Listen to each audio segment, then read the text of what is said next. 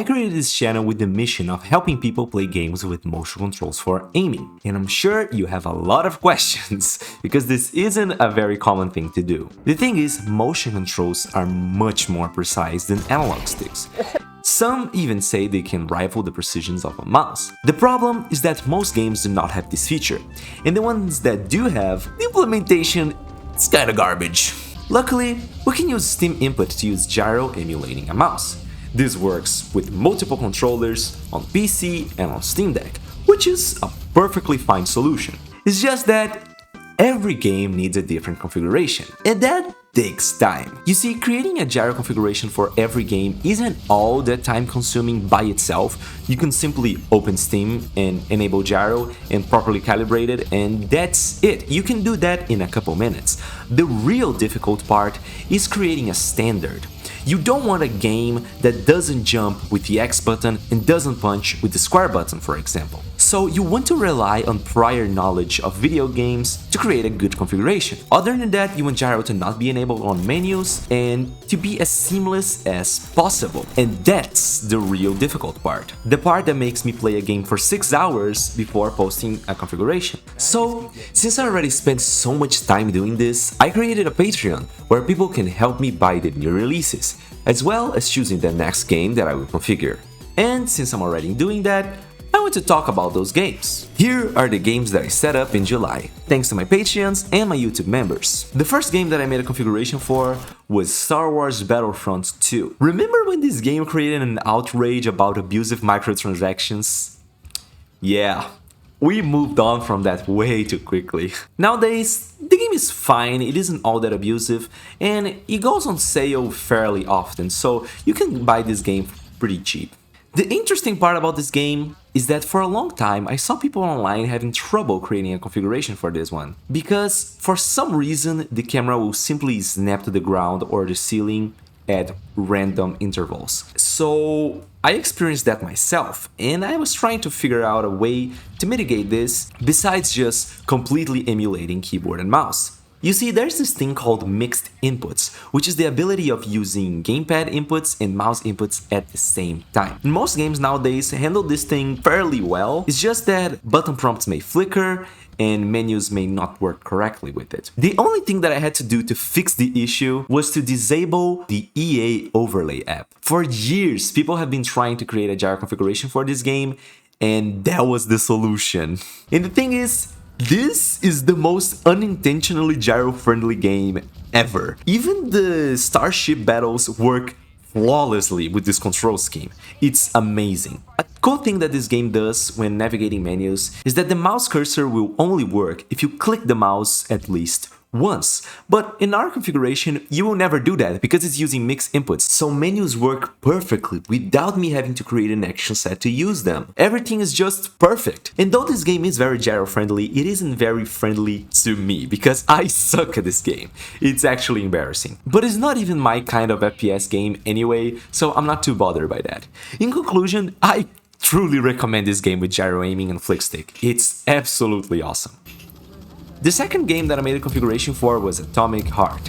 And the first thing that I have to say about this game is, why does the main character talks like that? I don't understand how this guy on the cover talks this much. I like all of the other talking characters, like the horny fridge is really funny. Though I thought this game was going to be more like BioShock, and I freaking love BioShock. And I don't think it's a bad game, it's just not exactly the game that I was expecting.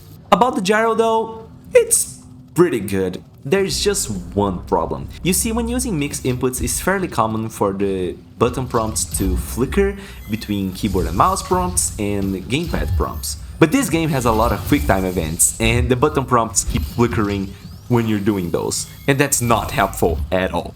So I haven't gone too far in this game because this problem really frustrated me. I don't think it's a bad game or an unplayable game to play with gyro, but it's something to keep in mind that some games will just not work very well. Next, I played Rematch.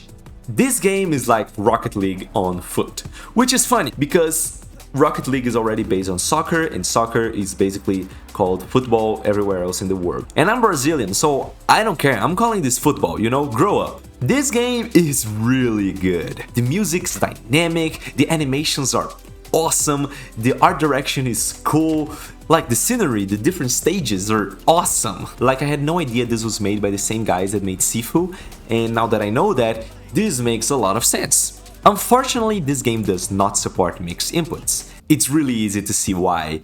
You see, you need to aim your shots, and you can do that with the analog stick or with the mouse.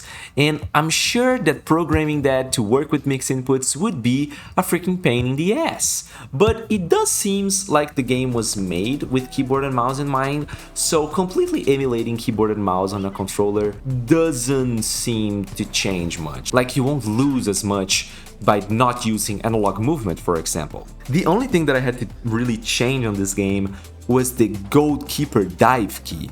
I had to change it to Q for it to work properly and to maintain the default control scheme for this game. FlickStick unfortunately is a bit inconsistent in this game, and I'm not sure why. It doesn't seem to use mouse acceleration or mouse smoothing, so I don't know why FlickStick is inconsistent in this game. Maybe it's using like negative acceleration past a certain velocity of the mouse cursor, I have no idea. But overall, this is a pretty solid game to play with gyro. I highly recommend it. Next game was Dishonored. This is a classic stealth game.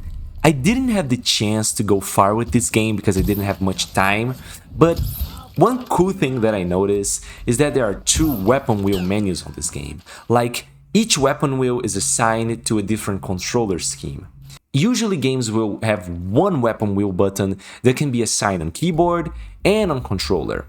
But this game actually has 2 different weapon wheels, and they are assigned to their respective input method. So even if you are using mixed inputs, if you press the weapon wheel button, it will always show up the controller version for the weapon wheel. And I think that's pretty cool. I never seen a game do that before. This game is really immersive, I loved it. The button prompts rarely flicker between keyboard and mouse and gamepad inputs, and gyro and flickstick work consistently. I can't wait to keep playing this on my Steam Deck. I wish I had more to say about this game, but like, it's Dishonored. You probably already know everything there is to know about this game, or at least enough to make you interested in playing it, which is still very much the case for me, so I can't wait to keep playing this one. And bonus round, I also made a configuration for Tiny Tina Wonderlands.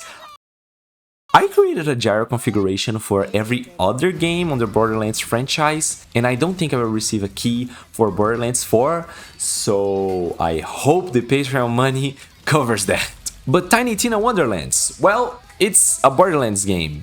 Characters keep talking about annoying shit, and the loot is awesome, and the gunplay feels very fun. Borderlands is a franchise that is really good for gyro beginners, so I think it's really important to create proper gyro configurations for all of them. Borderlands 4 will receive a Nintendo Switch 2 version, so I wonder if we will have native gyro aiming for that game. And if that happens, I will be glad to report it over here on this channel. This is another game that I haven't that much to say, like their direction is pretty funny, there are some jokes that are funny, I know my humor is terrible, and the game is fun. FlickStick works perfectly, and for some reason the Borderlands franchise keep insisting on releasing games with mouse smoothing turned on by default. This makes me absolutely mad, but I digress. It's another game that I highly recommend you to play with gyro aiming and or flickstick. If you want to import any of these configurations, you can check them out on my configuration collection, or on my Patreon page, or here on the post tab on YouTube. Also, if you use one of my configurations, make sure to leave a like on them. Yeah, you can do that. It really helps to spread the word. Huge shout out to my Patreons, Thana Oath, Easy, Ars Poetic, Frank Smith, and Only Else. Like and subscribe, and I see you next time. Thank you so much for watching.